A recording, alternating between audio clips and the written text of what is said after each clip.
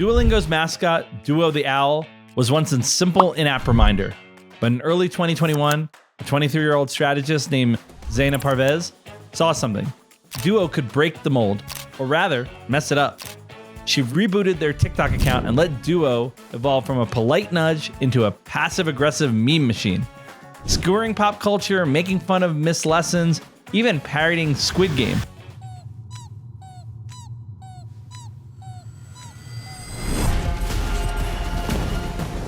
Duo became a chaotic internet creator. This wasn't a calculated campaign.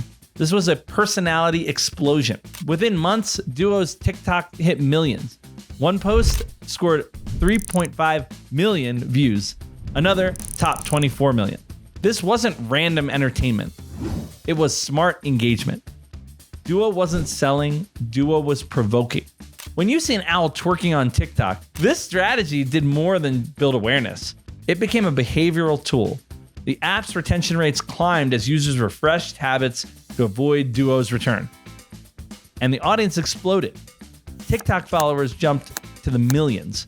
Monthly active users swelled from 40 million in 2021 to 116 million today and counting. While quarterly revenue hit $192.6 million, then a 40% year-over-year increase. Duo also pulled off viral stunts, most recently by faking his death on social media. It spurred headlines, memes, and a brief spike in lessons completions as users resurrected him through their lessons.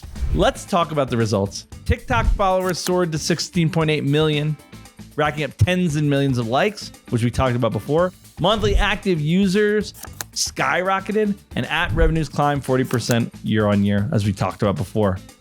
This mascot had meaningful business impact, and it started as an idea of a strategist in a room there, probably in Pittsburgh, where Duolingo is. As Business Insider reported, Duo's death stunt captured more online conversions than a Super Bowl commercial, driving 84% of Super Bowl level engagement. This wasn't luck. This was a purpose-built brand mischief, a meme-fueled growth engine disguised as a sarcastic mascot.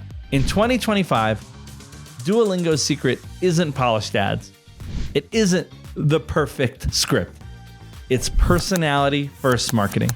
No scripts, no studio shoots, just an irreverent owl that cracks jokes, hijacks trends, and nags users to learn and return to the app, which is the most important. It's a reminder that in a world bombarded by content, the brands that will stick are the ones that people laugh with, not at. Duo didn't just go viral. Duo became a daily habit. Duo became a growth machine. Duo became an engine for Duolingo to build their global presence on. This is the art of commerce, and that's what we're going to talk about today. So let's get into it. The Art of Commerce is a podcast featuring conversations on creativity and conversions. Hosted by Anish, a data-obsessed creative director, and Jinx, a growth-obsessed CMO. Listen on for actionable insights for the modern marketer. Jinx, the story of Duo is it's so inspiring because you've got a mascot, you've got an idea that not just helps acquire new customers, but also helps with product engagement and retention. You're getting people to engage with the lessons and complete that, right? One key takeaway that I had from the story that you just told us is be fast, be weird, and be human. That's right. The talks and gags. Yeah. No, I think that's right. And I think it hits a couple things we talked about before, which is acquisition and retention, and from a marketing perspective, need to be hand in hand, right? You can't have, I thought they did such a great job by, to your point, using it as an awareness tool, but then using it as a way to keep people in lessons. I mean, it's hard for people to maintain a curriculum, right? Right? Especially when it's a self-directed one. And so the fact that, this brand mascot becomes a nudge and somebody that, almost shames you into doing your lessons is great. And, but yeah, no, I totally agree with the be bold. I mean, be creative, be fast, be weird, be human. Yeah, that's right. And to me, that what I take away from that is be bold, right? Like, and you see that how that personification of a an abstract idea of lessons and language learning is just so critical. And that's really the core of what that strategist came up with. And I anchor to the be human part is that personification, because, we've talked about it a lot actually. And this, I'm so glad we're hitting this, because we've said, like, how do you do Labubu for a tech company, right? How do you, right? Like, yeah, sure. Retail's hard. I get that. But when you're physical product, it's a little bit easier to do some things that maybe you can't as a software product. Duolingo actually showed that you can, right? And this is kind of the way from a tech marketer, a software marketer, a digital marketer, you could do that. And then it's really humanizing the tech, right? That's a great point. So you're saying that, hey, even if your service is digital, you need a physical manifestation of that product, of that idea, that can take on different forms. Yeah, I mean, I think need may be a strong word, but it certainly helps. Could, yeah. It's certainly a tool in the toolkit, right? And I don't think we think of that, right? Like I will say from our Sling side, we never made a mascot per se. Although I've heard in earlier iterations they tried, but there are things that the humanization and the personification we did do. For example, we had the TV you love, right? And we had this great response from these commercials where people are dancing with their TVs and they're bringing their TVs home to meet their parents and all that kind of stuff. Yeah, that was really well received, and I think it was that similar idea that we personified. Yeah. I also like when the takeaway is be human. Humans are not perfect. Yep. Right? That's right. Very often we expect, as marketers, ambassadors, the voice of the brand to be immaculate, to perfect, to be really dialed in. But, we all have our flaws. And if your brand mascot ambassador can be human, can embody those flaws, I think there's a sense of endearment that happens there. There's a connection. That's the sharp teeth of Labubu, right? Like there's I think Barbie and Ken maybe are the only perfect embodiments that people like. Other than that, we don't like perfection, because it's we're not that. And so I think that's totally right. And that's what's interesting about the tone of Duo, right? Like we spend a lot of time, sanitizing our thoughts, right? Oh, I don't want to get in trouble. I don't want to offend anyone. I don't want to offend anyone. And not that Duo is offending, but I agree that you don't want to go too far off the rails, but to be authentic, right? And to lean into norms, social and cultural norms. Crazy. Yeah. Like we'll just embodies that. Right. And honestly, like it serves the purpose, right? Like you're not doing your lesson. You should be shamed, right? And so Duo's doing the service. So yeah, no, it's a great point. What do you think about Duo faking his gag earlier? Oh, I thought that was great. I thought that was brilliant. I thought actually because again, like you build up this cachet. The last thing you want to do is get rid of him, right? And we know that they didn't, but you honestly created an earned media newsworthy moment. Not because again, if they haven't built Duo as a brand, as a mascot, then no one cares. But they spent a couple years doing that, and then to kill him off, that all of a sudden becomes news, and it becomes noteworthy because of the timing. I think they timed it around the Super Bowl, right? It's noteworthy, right? And back to Anish coined this, so I got to give him the credits. Taste timing tools, right? and the taste they got, we talked about the timing they got, and the tools by which they're broadcasting is amazing. And Duo itself is a tool for the brand. That's right. It's a mascot, right? Yeah. Anyone could be behind that mask. Faking the gag though reminds me of a campaign that I tried to pitch to Netflix 8 years ago when I was working in India. It was Diwali. Diwali is the biggest. It's Christmas for India. Mm-hmm. We also celebrate Christmas. Diwali is a time Indians will celebrate anything. Let's be clear. Culturally, the cultural insight was Diwali is a time when people travel. You spend time with your family. You are not gonna be watching Netflix.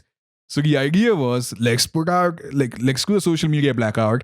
Let's do hoardings which say, we'll miss you, India. Yeah. And you're going to really cause a buzz. It did not go through. You get it a couple of years later, but it did not go through again. But the idea is if you fake a gag, or if you take away something that people really like using or is a part of their life, they're bound to pay attention to that news. No, that's right. And it's back to the timing part. It's tongue in cheek, right? At the end of the day, and it's known, right? And so to use that moment in the right way, or to use that mascot in that similar way is that's what, to use your word, stops thumbs. That's what breaks through in the clutter of all the other noise that's going on. What you said about the tone, Jinx, that makes me think of another campaign. This happened in Mumbai last year. An influencer faked her own death to raise awareness for cervical cancer. Mm-hmm. Okay? It was a real person. Faced a lot of backlash because the tone was off. Yeah. They actually faked the real person's death under the garb of raising awareness for that form of cancer. But when you have a mascot, you can do crazy things like fake a mascot's death because the tone is different. Yeah, it's already dissociated from a human, right? Yes. And you got more latitude, which is why people go with mascots, right? It's for spokespeople, but it's funny, like, I think the insurance guys are doing some interesting stuff, like if you think about Flow, but even now with Progressive and some other things they're doing, or Liberty Mutual, excuse me. Geico. Yeah, right. Well, the Geico's there, but that's a mascot. But like, so they're even trying to play with the spokesperson as this thing. But again, I think you're right. I think, when it's a real person, there's a limit. You can do things with a mascot that you can't do with a real person. Yeah, exactly right. Right. So would you advise any of your partners to look into getting a mascot? And that's part one of the question. Are you pro mascot? Are you pro mascot? You heard it here first. Yeah. And B, if you're looking to get a mascot, what should you be? How should you approach it? Yeah. No, and so I am gonna answer this a little bit obtusely to say it depends. I mean, I don't think every brand needs a mascot. I don't think that's gonna. So who needs a mascot? That's a really interesting question. So I do think when you're trying to humanize, like when you have something that's an abstract thing that needs humanization, I think it's helpful to bring that in. And like, Sling, we didn't have a mascot, but we humanized the television, right? That's true. The app is an abstract thing, and so I think that idea of humanization is key. Now, does it manifest in a mascot? I mean, mascot takes a lot of time. Like, let's be clear. We talked about the pros. Cons are you got to be committed. You got to put investment in it. You got to, investment doesn't even need to be media dollars. Just like Duolingo. It was part of the app. It was part of their social. It was part of their thing. You have to be committed. You have to put investment in, and not everyone is able or willing to do that. So if you're not, then don't have a mascot. But think about how you're humanizing the your brand, and I think that's more key, right? Like we have had countless examples in this last couple episodes, like Stanley, Apple, etc., and they don't have Stanley doesn't have a mascot, right? Like the product became its own identity. Yeah, the product exactly, and the product humanized itself. But why? But Stanley also is a physical product too. To your point, that's right. Yeah, Stanley's a physical product, so it doesn't necessarily need to be humanized because it is interacting with humans, right? But that is to be said. Again, the marketers there listen to the customer, right? They listen to what was there. Apple, right? With F1, they knew the cultural zeitgeist. You don't need an Apple mascot, an F1 mascot. That's good. So it all comes down, like the theme of everything we're talking about here is it comes down to listening to your customer and being authentic and meeting them where they are. And sometimes a mascot's good at doing that, particularly for a abstract service like a language lesson app, right? Yeah. But it doesn't need to be that, right? As long as you're listening, as long as you're humanizing, as long as you're being authentic, I think that's more the takeaway here. Fair. Jinx, you're also a sports fan. Yep. You also led Sling, which is, sports is... Sports is a big way that people watch TV. A big reason why people watch TV. Yeah, sports teams famously have mascots. Yeah. Right. Do you have a favorite mascot and why? Oh, okay. All right. Wow. Okay. We're going off topic, but from a marketing, but I think this is an important topic because Players come and go. Coaches Players come and go. but mascots stay. And the best mascot, and I don't want to hear, okay, I'm going to get a lot of hate because I got a lot of friends that are Mets fans, and they always tell me Mr. Met. No, thank you. The Philly Fanatic, the best mascot. I stand by this. The best mascot in all of sports. By the way, he's from the Galapagos. Okay, so it's not easy for him to get to Philadelphia from the Galapagos. So he puts in this work. But no, he's the best mascot. But I will say, a mascot that I've gotten a lot of enjoyment out of watching, and I didn't really know about him before I moved out here to Denver, is Rocky, who's the mascot for the Nuggets. And he does crazy stuff. He runs up and down the court and runs up and down the stairs and shoots and makes baskets from behind the back half court. That guy is the highest paid mascot in all of sports. I think he makes $650,000 a year. So I mean, we've gone to company outings and games, and then I see everybody leaving the game putting their resume in for the mascot. So good luck, there's only one. So, but yeah.